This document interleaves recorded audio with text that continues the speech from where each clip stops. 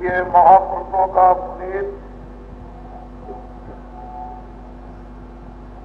ये पवित्र स्मृति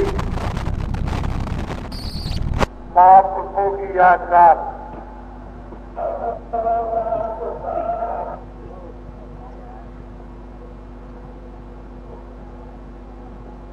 उन्होंने जो वस्तु अपनी दया और कृपा से दी और जिसके लिए आदेश दिया कि मेरा ये वक्त अब रह नहीं गया, इस वस्तु को जन आत्माओं को बांट देना।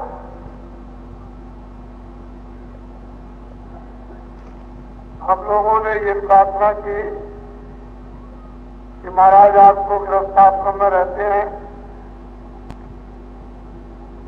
कोई अलग और थलग कोई एक छोटा मोटा आश्रम होना चाहिए। आपकी उपस्थिति में एक निर्माण हो जाए, आपकी बड़ी कृपा होगी। और वो गांव से चलकर, किरौली गांव से चलकर जिला अलीगढ़ से यहाँ मथुरा आए और ये पहले 47 में ये पगडंडी मार्ग था। इस रास्ते से आए और यहाँ आकर के वो बैठ गए और थोड़ी देर के बाद में बोले कैसे चलो। यहाँ उन्होंने कुछ नहीं कहा कि अच्छा उस पार एक आश्रम बनाओ। वहां झोपड़ी बनाई गई और रखी गई। रात्रि को उन्होंने कहा कि भजन करके तुमने देखा कि जमीन कैसी है? तो ये कहा गया कि महाराज भजन तो किया नहीं, अब देखेंगे रात को। फिर सुबह पूछा कि भजन इस जमीन पर हुआ कि नहीं? मैंने कि बिल्कुल भजन नहीं बना। सुबह 8:30 बजे बोले कहने लगे इसमें आग लगा दो, ये जो झोपड़ी बनाई उसमें लगाओ आग।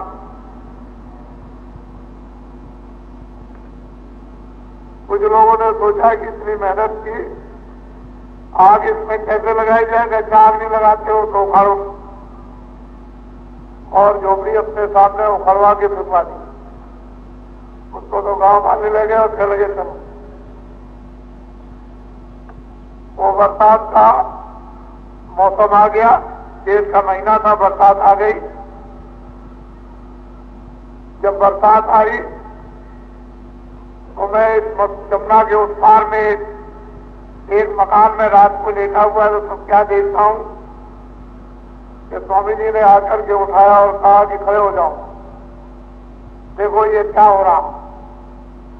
तो तमाम आदमी, तमाम जानवर ये बहते हुए पेड़ और गांव के गांव डूब गए और ये सब हो गया और बड़ी चिल्लाहट हो रही है।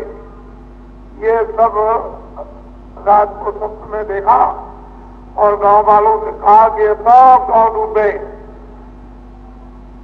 ये गांव से कहता हुआ और एकदम से वहां से चल दिया। जब वहां स्वामी जी महाराज के पास पहुंचा किरौली गांव में, तो उन्होंने पूछा कि भाई मथुरा का क्या समाचार है? सच्ची कुछ नहीं बोले, चुप हो गए।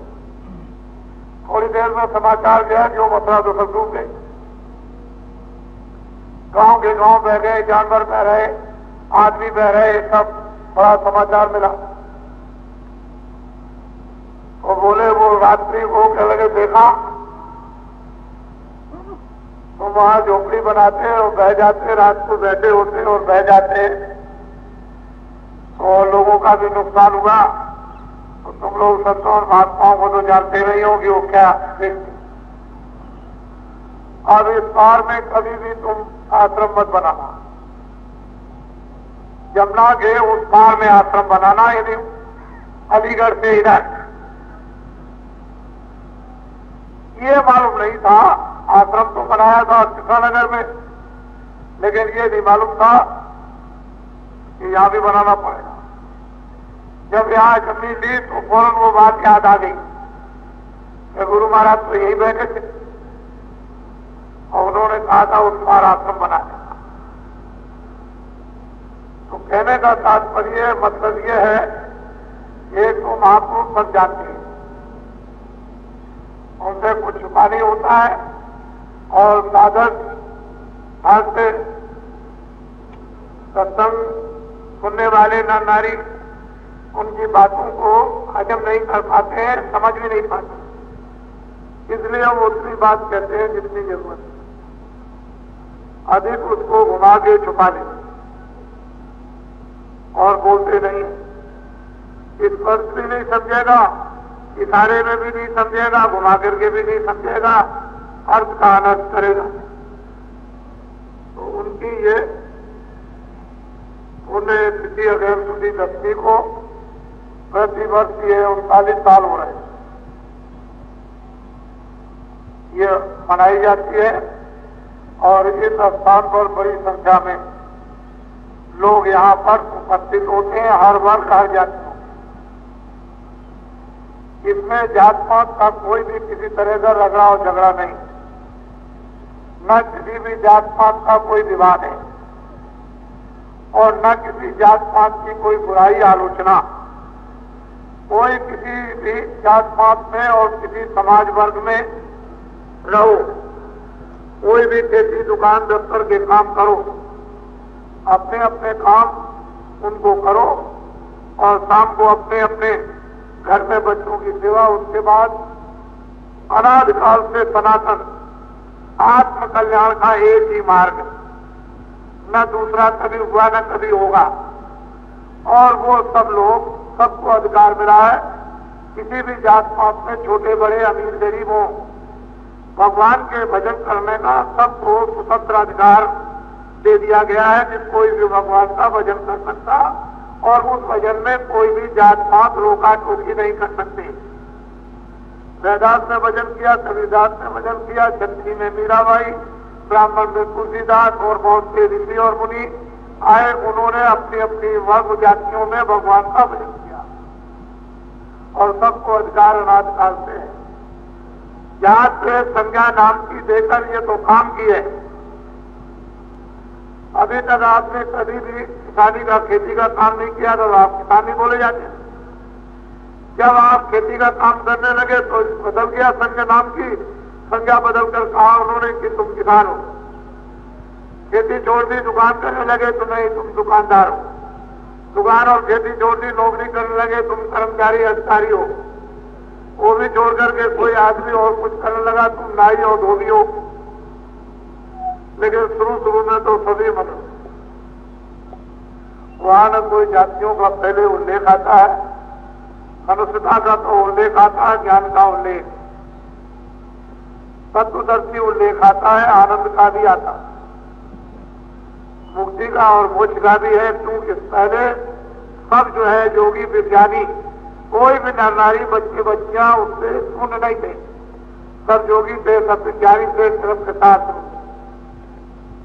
अब ये झगड़ा जो आपने डाल दिया है, और जब आप बुद्धि का विवेक खो चुके हो तो ये लगे झगड़े में फंस गए। कोई कुछ कहता है, कोई कुछ कहता है, कोई किसी में काम होता है, क्रोध होता है, लोभ होता है, अहंकार होता है, इससे भजन होने वाला है। इन सब भूतों से भजन कभी होता नहीं। काम आएगा, क्रोध आएगा, लोभ आएगा, मोह आएगा, अहंकार आएगा, इनसे कभी भगवत भजन और पूजा नहीं हो सकती, कभी किसी की उपासना हो ही नहीं सकती। जब इन सब चीजों का परित्याग करोगे तो अपने अपने इसकी कभी उपासना कर सकोगे तो नहीं हो नहीं सकती। और ये यहाँ कोई लग रहा है, सब वर्ग के आते हैं, संचालियों के आते हैं, पढ़े लिखे अनपढ़ आते हैं, यहाँ उपस्थित होते हैं। यहाँ कोई विशेष जात का काम है, और ये सब लोगों ने अच्छी तरह से निरख और परख लिया और पहचान लिया, और हमारे यहाँ सब लोगों को सम्मान मिलता है। हम भी वैसे ही रहते हैं जैसे आप रहते हो। और चीज ये है कि आप उन झगड़ों से अलग हो जाओ। बात जो है महापुरुषों की, उसको समझने की चेष्टा करो, और जो महापुरुषों ने अपना आशीर्वाद दिया है, जिस आत्मधन को बांटने के लिए, उसको आप ले लो। यही आपके लिए सौभाग्य की घड़ी। नहीं ये भी वक्त समय निकल जाएगा तो फिर कुछ मिलने वाला नहीं। मोटी बातें हैं। अब वो समय समय के तरीके इस आध्यात्मिक धन को बांटने के लिए अलग अलग रास्ते अलग अलग हो जाते हैं। आपने देखा होगा जब फौजें लड़ती हैं तो एक तरीके से नहीं लगती है कि पुराना उपाय किया जाए। अब आर्जुन जमाने की लड़ाई अलग अलग है तो उस तरीके को लेकर लड़ाई तो लड़ाई है। लड़ाई का तो मतलब लड़ाई है, लेकिन कोई आगे से घेरता है, कोई पीछे से, कोई ऊपर से घेरता है, कोई जमीन में से घेरने लगता है। अलग अलग मूल मतलब ये मारना। इसी तरह से संतों और महात्माओं ने जो काम समय समय पर किया, जब जैसी मेहनत हुई तब ऐसा काम किया। इस समय मेहनत ज्यादा है तो ज्यादा घेराघारी, लेकिन वस्तु जो अध्यात्म आत्माओं का धन है उसे कैसे लिया जाए और कैसे लोग इसको स्वीकार कर लेंगे और उसका लाभ कैसे लेंगे और मुक्ति और मोक्ष है इनको कैसे मिलेगी, जन्म मरण से कैसे बचेंगे, 84 नरकों की यात्राओं से कैसे छूटेंगे। मैन मुद्दा असली लक्ष्य निशाना तो महात्माओं का ही है। अब बात यह है कि खान पान है उसको सबको मना करना। ये गंदा मत खाओ, गंदा मत पियो, बुद्धि खराब होगी, इंद्रियां खराब हो जाएंगी, ये हो जाएगा वो, ये तो मना करना ही पड़ेगा उसको सब। इसमें जातवाद विशेष वर्ग की बात न हिंदू न मुसलमान न ब्राह्मण न क्षत्रिय, तो सबकी एक बात। और सभी महापुरुषों ने वर्जित जो खराब चीज है उसको वर्जित किया, मना की, निषेध बताया। तो वो तो आपकी किताबों में भी है और किताबें नहीं समझते हो तो महात्मा समझा देते। तो मोटी बात को नहीं बड़े ध्यान से आप सुनेंगे। ये बात कभी लेकर के भी मत जाना। और अब की बात उपस्थिति ये इस वर्ष में विशेष कार्यक्रम 81 में अभी हो गया और मैंने जगह जगह हर स्थानों पर हर प्रांतों में 12 प्रांतों में सबको नामदान दिया। सुलभ और सीधा सबको रास्ता बतलाया। उत्तर प्रदेश हो, बिहार हो, बंगाल हो या आसाम हो, इन उड़ीसा में 12 प्रांतों में भ्रमण किया है। हर रोज सबको नामदान दिया और उनको बताया कि खान पान ऐसा तुम अपना शुद्ध और पवित्र रखना, जो खराब चीज है उसका परित्याग करने देना और बाल बच्चों की सेवा और खेती दुकान दफ्तर के काम करना। बैठ के करो, बैठ के करो। ये तुम्हारा बड़ा ही सौभाग्य है कि ये मालिक ने ऐसी प्रेरणा दी कि प्रांत प्रांत में इस वस्तु को जाकर के बांट दो। तो खूब अच्छी तरह से ये लुटाई गई। और ये सोने चांदी हीरे जवाहरात से नहीं लुटाई जाती। न हीरे जवाहरात, सोना और चांदी राजपाट ये नहीं दे सकता। ये तो जब मालिक का आदेश हो जाएगा तभी ये अनमोल ये धन बनेगा। अगर उसकी कृपा से नहीं हो सकता तो खूब अच्छी तरह से 90 दिन तक बांटा गया। और जितने महीने इधर 4 मई के बाद हुए वो लगातार बन रहा और अभी बराबर ये बढ़ता रहेगा। बड़े ध्यान से मेरी बात को सुनेंगे और हर तरह की जो परिस्थितियां समाज में, जो जटिल परिवार में या खेती और दुकान और दफ्तरों के कामों में आ गई, उन परिस्थितियों को सुलझाने के लिए एक संकेत लोगों को फेंका, एक संकेत दिया कि तुम पीड़ित क्यों हो, तुम दुखी क्यों हो, परेशान क्यों हो, तुम रोते क्यों हो, तुम बीमार क्यों हो, तुम झगड़ा क्यों करते हो, तुम जातियों के झगड़े में क्यों हो। इस तरह से तुम इसमें एक संकेत उनको दिया और लोगों ने संकेतों को सुना और देश में उसकी जनमानस में चर्चा प्रारंभ हो गई। दोनों चर्चाएं चल रही हैं, मानववाद की भी चर्चा है और अध्यात्मवाद, और दोनों को आपको ये पूरा कर दिया जाएगा कि अध्यात्मवाद भी पूरा हो और मानववाद भी पूरा हो। दोनों चीजें पूरी हो। जब तक मानववाद नहीं आएगा तब तक अध्यात्मवाद स्वप्न में भी नहीं आएगा। मानववाद की जरूरत है। तो ये एक संकेत दिया और लोगों जितनी उनमें हजम करने की क्षमता थी उतना संकेत दिया, और अब दूसरा संकेत मिलेगा। उतना तो लोगों ने उसको जितना चाहा उतना हजम किया, और उसमें आदान प्रदान में बड़े तर्क और वितर्क से सब चीजें अपनी जगह पर आकर के फिर जितनी हजम करने की थी बैठ, अब दूसरी चीज उनको मिल जाएगी। पहले तो मैंने ये सोचा था कि चलो भाई मैं मेहनत करूं, तो 12 प्रांत 90 दिन तक तो मैंने मेहनत की और आपको दिखाने के लिए ले गया कि देखो लोग क्या चाहते हैं और क्या भाव है, क्या इनमें श्रद्धा है, ये सेवा कर सकते हैं कि नहीं कर सकते हैं, ये सुन सकते हैं कि नहीं सुन सकते हैं, इनमें धार्मिकता है कि नहीं है, इनको खड़ा होना या बैठना या प्रणाम करना आता कि नहीं। तो आपने 12 प्रांतों में पूरा अनुभव किया। ऋषियों मुनियों ने ऐसा जकड़ कर सारे देश को एक धागे में बांधकर, जैसे माला के दाने उस धागे में बांधकर जकड़े रहते हैं, ऐसे ही ऋषियों मुनियों ने साधु संतों ने इस देश के मानव को धार्मिकता में जकड़ के रखा, और वो इसको कोई मिटा नहीं। लोग ऐसा कहते थे कि आसाम में लोग भाषा नहीं समझेंगे, और जब वहां लोगों को सुनाया कितनी भीड़ें और उनसे पूछा कि कुछ समझ में आता, कि वे सब समझ में आता। हमको आज तक ऐसा कोई महात्मा ही नहीं मिला, ना यहाँ कोई आया, ना उसने ऐसी बात सुनाई, ना ऐसा रास्ता उसने दिया। और ये क्या चीज है, अशुद्ध खाना, ये तो कुछ नहीं है, छोड़ देंगे, नहीं खाएंगे आज से। अरे अनाज है, सब्जी है, फल है, दूध है, घी है, और सूखे और गीले मेवे हैं और कपड़े हैं, पहनेंगे, गंदी वस्तु नहीं खाएंगे और नहीं पिएंगे। ऐसा लोगों ने खुल्लम खुला था वहां के स्त्रियों पुरुषों ने। इससे ये मालूम है कि उनको बोध हुआ, हमने संकेत दिया, उन्होंने कहा हम समझ गए। तो चीज ये है, अब की बार जो निकलने जा रहा है वो हमारी तरफ से नहीं है, वो 60 वालों की तरफ से।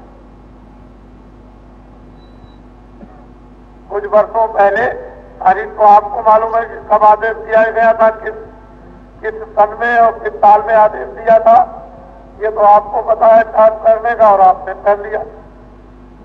अब ये टाट वालों का ये काफला निकलेगा, और इनका एक सम्मेलन टाट वालों का सरयू जी तट पर अयोध्या के किनारे सम्मेलन होगा।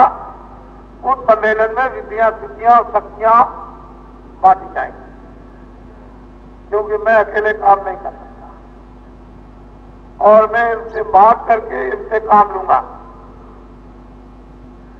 और जब इनको रिद्धियां सिद्धियां शक्तियां बांटूंगा और इनसे काम लूंगा, तो उसको देखूंगा कि ये काम करते हैं, कर सकते हैं कि नहीं कर सकते हैं, करने की क्षमता इनमें आ रही कि नहीं आ रही। ये मैं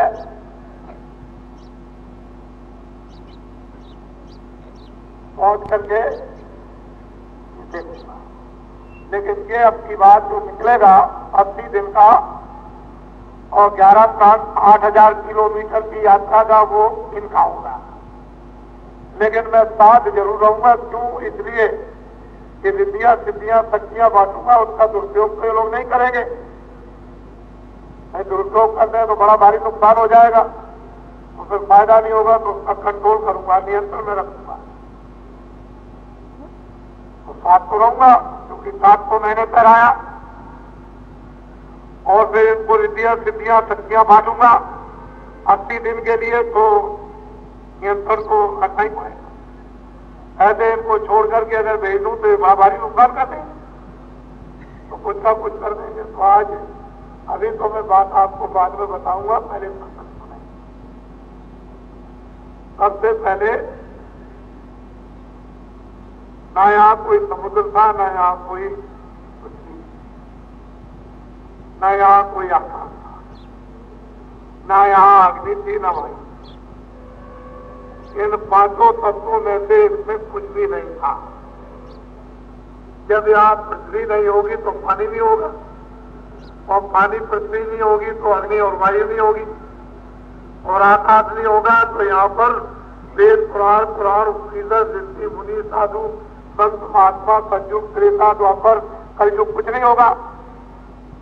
जब यहाँ कुछ नहीं था तो ब्रह्मा विष्णु महादेव स्वर्ग वैकुंठ 14 भवन 14 तबक कुछ नहीं। फिर इसके बाद न शक्ति थी न माया थी, न निरंजन भगवान थे न ब्रह्म थे न पार ब्रह्म थे, कोई चीज यहाँ पर नहीं। तो अब आपको मालूम हो गया होगा कि न पाप था न पुण्य था न नरक था न 84 थी और न जलन था न मरण था, जब तुम थे ही नहीं। रामायण को फिर करो, एक अनिय अनामा अग सच्चिदानंद प्रभु धामा। वो एक अनिय अनाम वो पुरुष था, अलग था, पूर्ण था, सर्वशक्तिमान था, उलमकुल था और सर्वमुख्तार मालिक जिसको कहते हैं, जिसको स्वामी कहते हैं, वही था। उन्होंने कहा एक अनिय अनामा अग सच्चिदानंद प्रभु धामा, प्रकृति पार प्रभु और बाकी, प्रकृति के पार प्रभु और बाकी ब्रह्म निधि ब्रज अपना कहा होकर कारण रहा। और कहते हैं ऐसे सूर्यों का वहां प्रकाश क्या करेगा। ऐसे अगर कितने सूरज जर्रे जर्रे में लगा दिए जाए और जर्रे जर्रे सूरज बन जाए और यहाँ के सूरज नहीं स्वर्ग और वैकुंठ के सूरज बन जाए और वैकुंठ के नहीं तो ब्रह्मलोक के ब्रह्मांडों के सूरज बन जाए जर्रे जर्रे के, तो कहते हैं उसकी रोशनी के सामने टिमटिमाएंगे भी नहीं, दिखाई भी नहीं देंगे। कहते कि दिन में तारे दिखाई भी देते हैं जब धूप निकलती, उसकी रोशनी में ये भी दिखाई नहीं देंगे। तो कहते हैं कि वहां पर ये कोई भी चीज नहीं, एक अभी अनामा सच्चानंद प्रोग्राम, उसका अखंड धाम पहले भी था अब भी है, न उसकी ऊपर और नीचे दाएं बाएं की कोई पैमाई, न उसके लिए यहाँ कागज है न स्याही है। पूरा समुद्र खोल दिया जाए और इसकी स्याही बना दी जाए और पूरे जंगलों के पत्तों की कलम बना दी जाए, कितनी घास खड़ी है उसकी कलम बना दी जाए और गोल गोल करके लिखा जाए, तब भी लंबाई चौड़ाई की पैमाई नहीं लिख सकते हैं, इतना लंबा चौड़ा। एक अनिया अनामा सच्चिदानंद प्रोग्राम, उसको अनाम कहते हैं, कुछ नहीं था, वो अकेला भी है, पहले भी था आगे भी। उसी की मौज और मर्जी से अगम लोक बना, उसी की मौज मर्जी से अलग लोक बना, उसी की मौज मर्जी से सतलोक बना। और तीनों लोकों में अनामित मालिक ने वो तीनों अपने वो सत्य सत्य तीनों देशों में सत्य सत्य रचना रखी और वहां पर सत्पुरुष को सतलोक में, अलग पुरुष को अगम लोक में और अगम पुरुष को अगम लोक में, अलग पुरुष को अलग लोक में और अगम पुरुष को अगम लोक में, तीनों को अलग अलग स्थापित कर। और इन तीनों लोगों की जो महिमा और इसकी दूर दराज लंबाई चौड़ाई भी नहीं लिखने में आती, ये वैसे के वैसे अभी है और वो अनामी लोग अनामी पुरुष वो अलग। और इसके बाद जो रचना का विस्तार हुआ है वो सतलोक सतपुरुष, इन्हीं की मौज और मर्जी से सतपुरुष की मर्जी से जो सतलोक में जो विराजमान है, इन्हीं ने सब रचना का और इन्हीं के यहां से सारा भंडार ये मिला, इन्हीं की आवाज से, इन्हीं के शब्द से, इन्हीं की धनकार से, इन्हीं की साउंड से, इन्हीं की बोली से अखंडों अनंतों ब्रह्मांड, पार ब्रह्मांड और ब्रह्मांड ये सब उसी की आवाज पर सब बने। और इन्होंने अपने पुत्रों को अपने अपने लोक में स्थापित कर दिया और उन सबको तपस्या के एवज में प्रसन्न होकर के सब रात दे दिया। जाओ तुमको ये राह दिया, ईश्वर को ये राह दिया, जिसको कि मुसलमान खुदा कहते हैं, हिंदू ईश्वर कहते हैं, ईसाई जात कहते हैं। उनका राज अलग है, ब्रह्म का राज अलग है, पार ब्रह्म का राज अलग है, महाकाल पुरुष का राज अलग। सब पुरुष ने सबको अलग अलग राज दे दिया और देकर के राज वो सब यह कि प्रसन्न होकर और इन लोगों ने जो भंडार अपने अपने लोक में प्राप्त किया, उस आत्माओं के भंडार को अपने अपने लोक में किस तरह से फंसा करके रखा है ये किसी को मालूम नहीं। जब ये भंडार खुशी में बख्शीश किया गया था तो ये वहां पे विधान बन गया था कि संत साथ ही जाएंगे, ताकि जितनी भी जीवात्माएं जो जा रही वो फंस न जाए, और अगर फंस भी जाएंगी तो इनके निकलने का रास्ता चाहिए। तो साथ ही साथ संतों को भी उतार दिया, और जब तक ये पृथ्वी का जर्रा जर्रा रहेगा सब ध्यान रखेंगे। वो पहले तो गुप्त थे, उनको कोई पहचान नहीं सकता था, लेकिन बराबर यहाँ की और अंदर की सब संभाल करते थे, और उन्हें कोई पहचान भी नहीं। अब भी है गुप्त, अब भी है, लेकिन जब से उसकी मौज और मर्जी हुई कि जीवों का जायरा प्रत्यक्ष में लाभ होना चाहिए और मार्ग मिलना चाहिए, वहां के सभी मार्ग डूब गए, रूठ गए, और लोग उन मार्गों को खो बैठे, और युग का परिवर्तन होने से कमजोरियां आ गई मन पर, बुद्धि पर, चित्त पर। वैसा रास्ता हो जिससे कि जीव का छुटकारा पाए, तो प्रगट संतों को भेजा। गुप्त तो रहेंगे ही, उनको तो कोई नहीं पहचान सकता है सिवाय आने जाने वाले जो संत है, वो उनको जानते हैं, वो उनको जानते हैं, लेकिन जो प्रगट संत होंगे वो गुप्त संत का समाचार नहीं देंगे। अगर ये कहा जाएगा कि ये को बताएंगे नहीं, जानते तो है कि नहीं, लेकिन वो कुछ कहेंगे नहीं। ये उनको आदेश है कि गुप्त संतों का परिचय बिल्कुल नहीं, वो गुप्त ही रहेंगे, और प्रगट जो काम करेंगे वो प्रगट हो जाएंगे, वो लोगों के बीच में आ जाएंगे। तो ये संत धार, ये जब से जीवों का भंडार काल भगवान को, ब्रह्म को और पार ब्रह्म को और महाकाल पुरुष को दिया है, तब से सत्पुरुष ने ये धार बराबर जारी रखी, और अभी है, आगे भी रहेगी। अब ये वही लोग जान सकेंगे।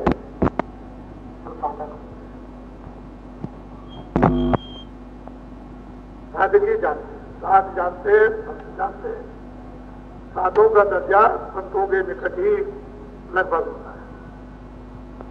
साध कहते हैं रसाई का वाले, पहुंचने वाले जो मंजिलों को पार करते हैं, जिनका रास्ता तय हो जाता है, आंख खुल जाती है, जो लोगों में भ्रमण करते हैं दिव्य लोगों में, उनको मतलब ये कि साथ वो इस राज को जानते हैं।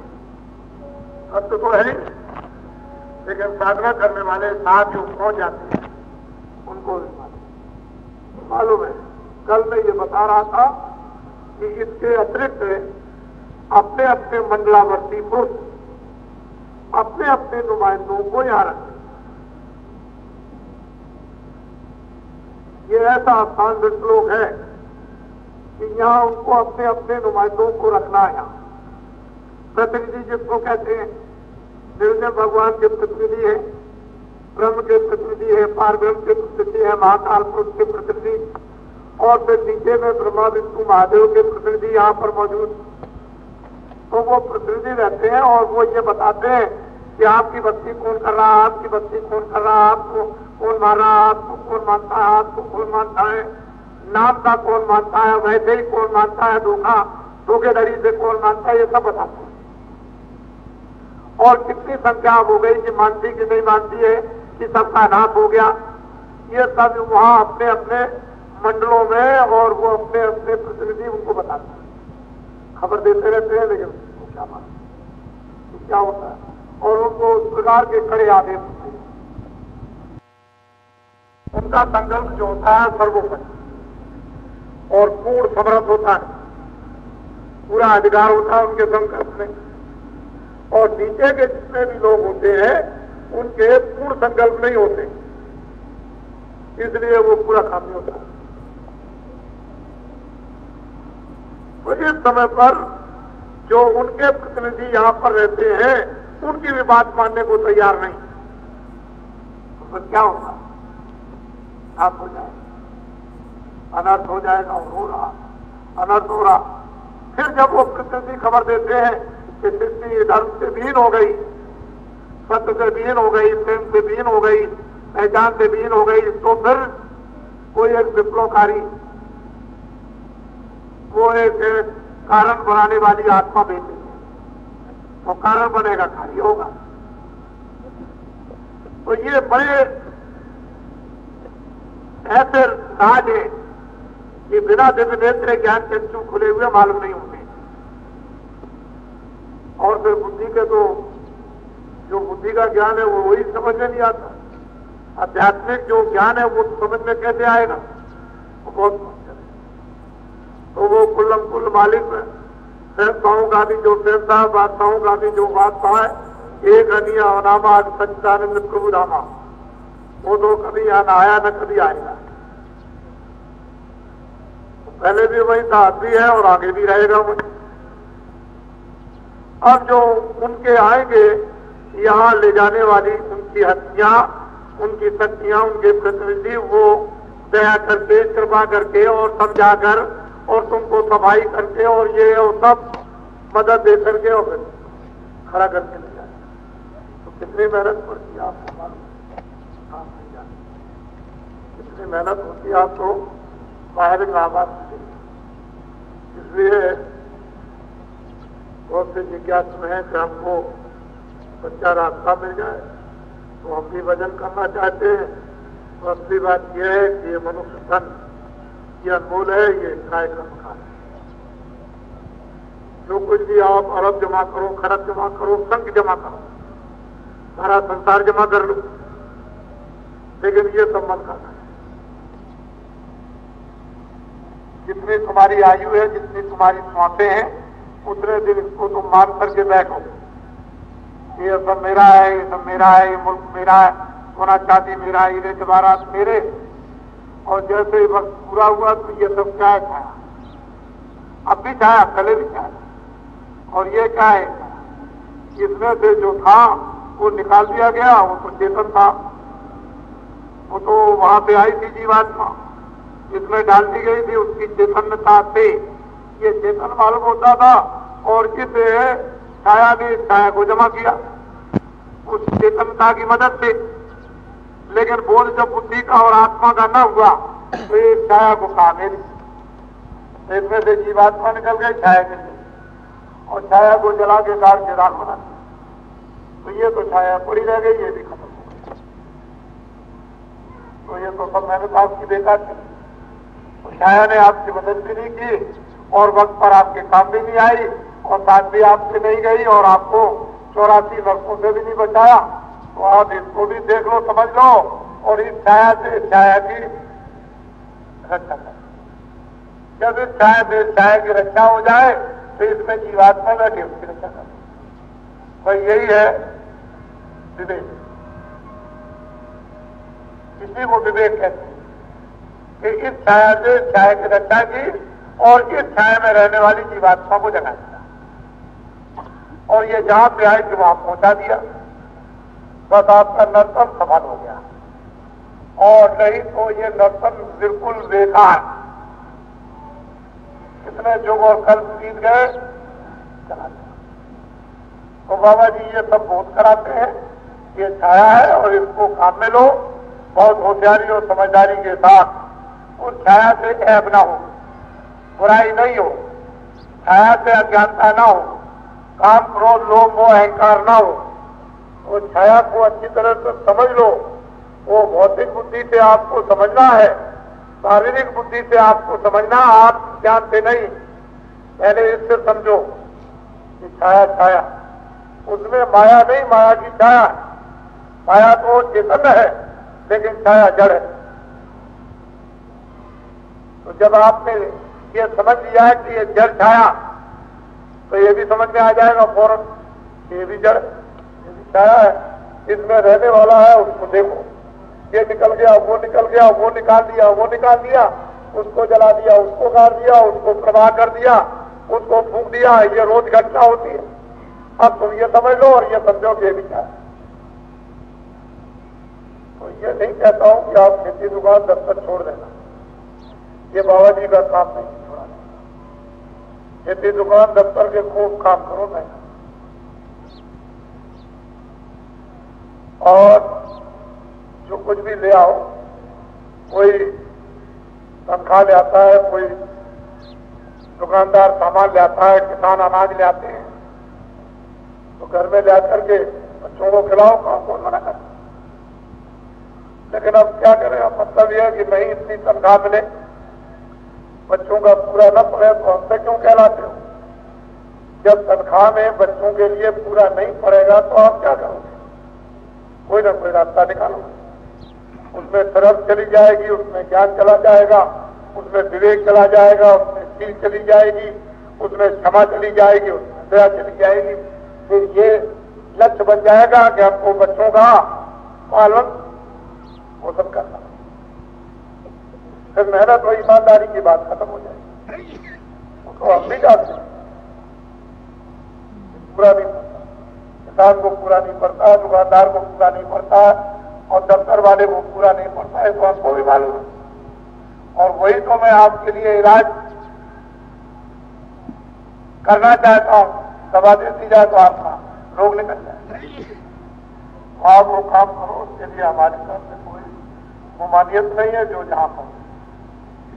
और ये भी आप देखते रहते हो कि बाबा जी जो आप गुहार लगाते हो कि लड़की की शादी कैसे होगी, इसकी शादी कैसे होगी, 4 बच्चियां शादी कैसे होगी, इतनी बच्चियां शादी कैसे होगी, और मैं मरा जा रहा हूं और मेरे ऊपर में दया कर दीजिए, और अब क्या करूं, ये बीमार हो गया, 1 लाख इकट्ठा किया था वो भी चला गया, ये सब मैं सुनता रहता हूं।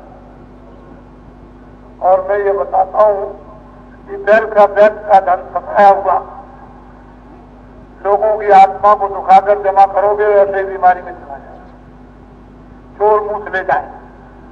वो घर में कौन रहते हैं, चोर मूठ, अमाई जमाई खा जाएंगे, आई भाई, अड़ोसी पड़ोसी, चोर मूठ। चोर मूठ का मतलब है कि ये मूठ नहीं, आदमी में भी चोर मूठ होते हैं। चोर मूठ ले जाए, खा जाएंगे, और तुम ऐसे फक रह जाओगे, अरे मैंने ये क्या किया है। तो दूना दुख, दूनी पीड़ा, चौगुनी पीड़ा होगी। तो इसके लिए आप खुद सोचे, बाबा जी ने तो सब सोच लिया, हमको अब कुछ सोचने साधने का काम नहीं करना, अब तो सोचे। अब हम ये चाहते हैं 2 मिनट, 4 मिनट, 10 मिनट, 15 मिनट मनुष्य मंदिर में बैठकर एक आकृषित करके थोड़ा सा मालिक का दरवाजा खटखटाया जाए तो कुछ मेहरबानी होता है,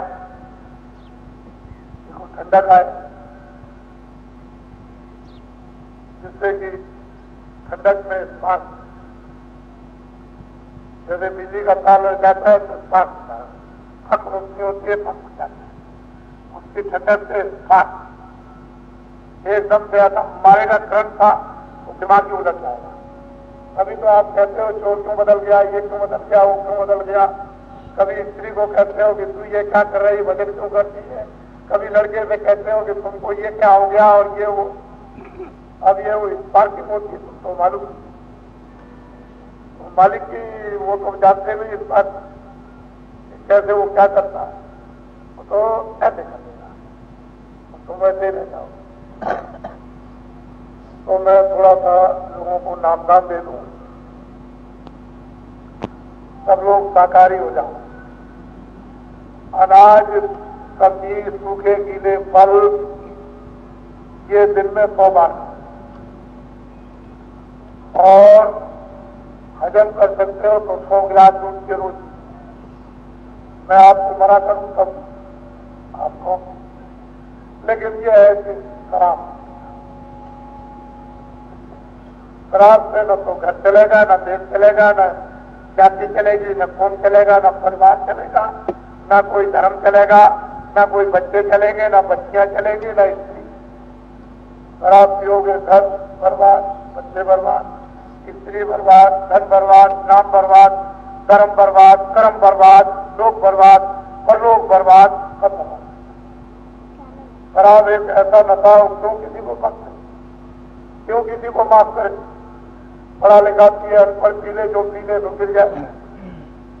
मैं अभी आ रहा था एटा के पास, उधर से कानपुर की तरफ से, तो रात को 9 बजे पास कर रहा था, तो 2 आदमी उसको पकड़े हुए गिरा जा रहा, उसको होश में आ जा, होश में आ जाए। दोनों पकड़े हुए गिरता है, उसको समझ गए भाई देश चला रहा, ये देश चला रहा है, ये घर चलाएगा।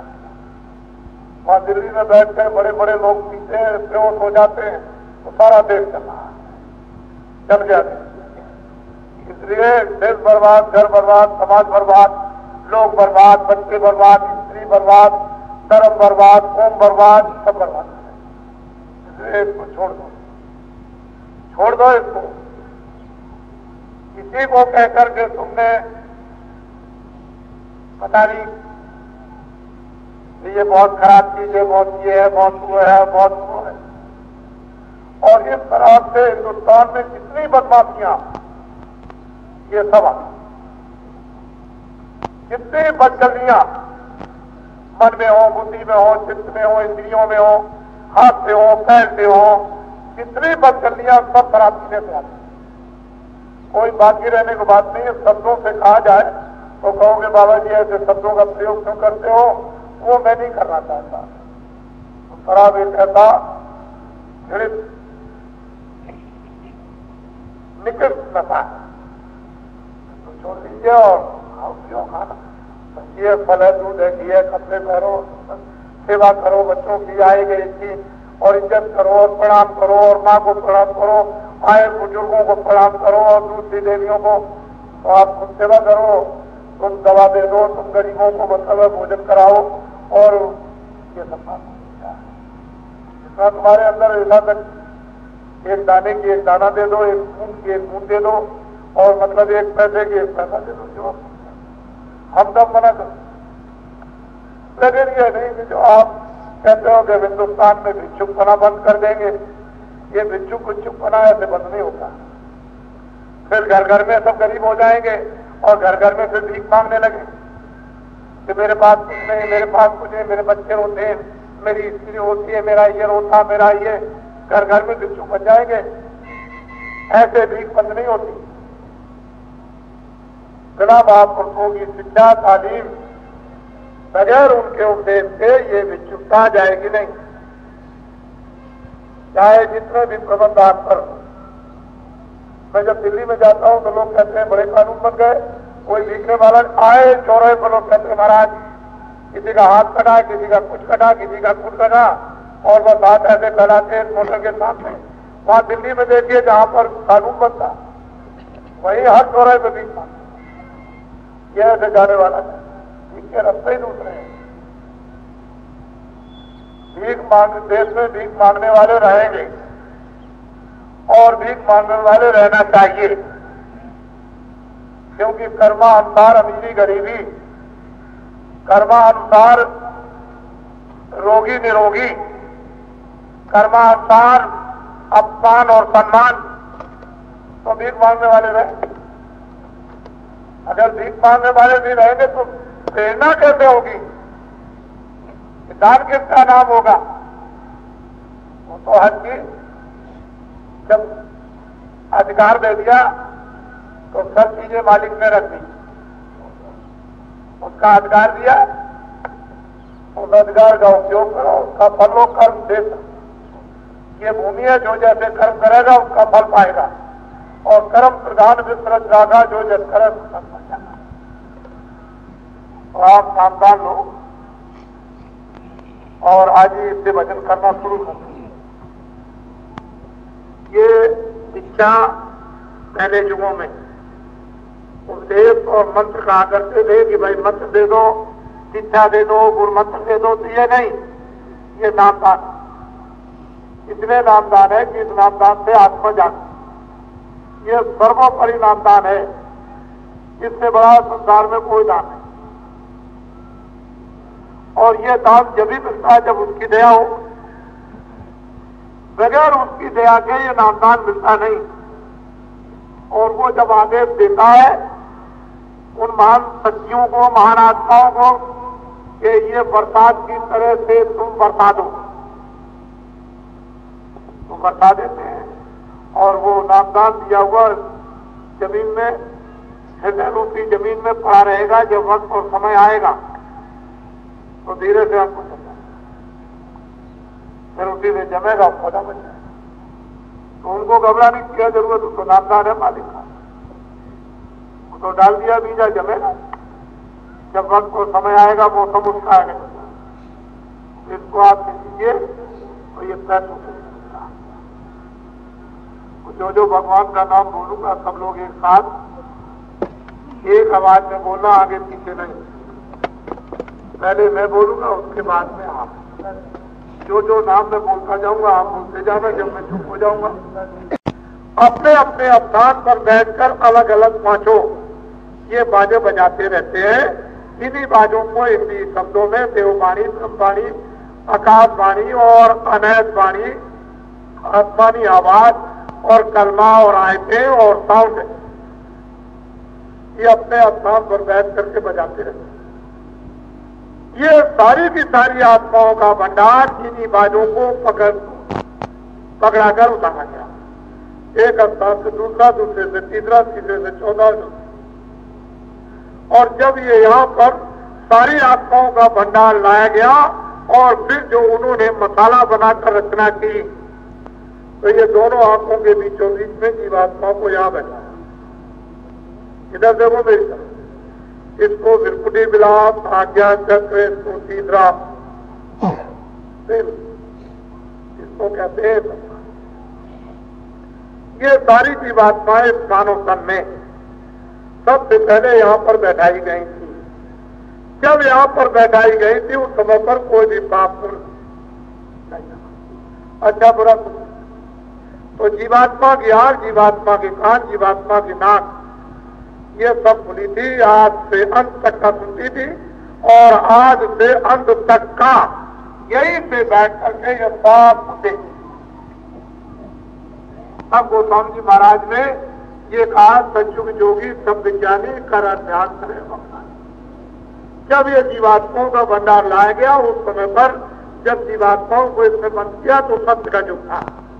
सब जोगी थे, सब विज्ञानी थे, सब शास्त्र थे, सब संपन्न थे, कोई रोगी दोगी और कोई कत्ती छली नहीं था। 1 लाख वर्ष जाए इसी मनुष्य शरीर की। और शरीर जब पूरा हुआ समय तो फौरन ये जीवात्मा वही पहुंच गई जहां से अपने खजाने से समुद्र से आई। तो नीचे से काल भगवान ने देखा कि मैंने इतने दिन प्रतिज्ञा की और ये सब वापस चली जाएंगी, तो फौरन उन्होंने विधान बनाया और अपनी शक्तियों को पैदा किया और उनसे तपस्या कराई। और तपस्या में उन्होंने योग साधना कराकर फिर उन्होंने अपनी आकाशवाणी सुनाई, उससे चारों वेद बनाए और कहा कि अब मनुष्यों को अधिकार दिया जाता है, ये पाप है, ये पुण्य है, ये सत्य है, ये सत्य है, ये न्याय, ये अन्याय है, ये 4 खाने 84 नचूनिया, और ये नरक है, और ये है, और ये और ये सब अधिकार फिर उनको विधान बना करके सब आपको सुना दिया गया। अब आप पाप करो, पुण्य करो, ये करो, वो करो, ये करो, जो कुछ आपको अच्छा बुरा सब अधिकार आपको है और ये सब लिखा जाएगा। अंत में इसका फैसला, तो कभी अच्छा किया, कभी बुरा किया, कभी अच्छा। कोई एक जन्म की बात होती नहीं, कितने जन्म और युग बीत गए, कभी अच्छा और कभी बुरा और कभी पाप और कभी पुण्य। ये सब गंदगी यहाँ एक अंदर बहुत बड़ा आकाश है, उस आकाश में ये सारी गंदगी पारों की तरह से जमा हुई। तो जीवात्मा की आंख, जीवात्मा के कान, जीवात्मा की नाक, ये सब बंद हो गई। वो सुनना भी बंद और देखना भी बंद, और मतलब सब इसका होश जोश सब जाता। और ये पंच भौतिक पर्दों में आकर के ये ले, और इस जीवात्मा ने अपनी सारी शक्ति को इसमें विलीन कर दिया। अब न वो जानती, देखना न सुनना कुछ। अब कितने युग और कल्प बीत गए और बीत जाएंगे, बस इसी में जन्मो मरो, जन्म मरो, 84 नरकों में जन्मो मरो, 84 नरकों में। अब कोई बताने वाला तो है नहीं, ये पाप है, ये पुण्य है, अच्छा बुरा है, तुमको क्या मिलेगा क्या नहीं, बस इसी में जन्म मरो और ये सजा भोगो। अब तो आपका छुटकारा हो। अब कभी ये मनुष्य शरीर मिलेगा फिर जानवरों की तरह से भूखों में लग जाओगे, फिर जंगलों के मरोगे, फिर नरकों में चौरासी जाओगे, कौन निकालेगा? नहीं जाओगे। आज इतनी गंदगी जमा हो गई कि जब तक ये महापुरुष मिलेंगे नहीं तब तक आपको होश कैसे आएगा? तो आंख बंद हो, कान बंद हो गए। अब आपको क्या करना उसको समझ। 5 नाम याद कर लेना। कितने नाम? अलग अलग 5 रूप याद कर लेना। कितने रूप? अलग अलग 5 स्थान याद कर लेना। कितने स्थान? और अलग अलग 5 के बाजे याद कर लेना। 5 नाम, 5 रूप, 5 स्थान, हर एक के बाजे अलग अलग जब याद हो जाए 24 घंटे 48 घंटे में, तो आप फिर 3 चीजें समझ लो। पहला भजन और दूसरा ध्यान और तीसरा सुनना।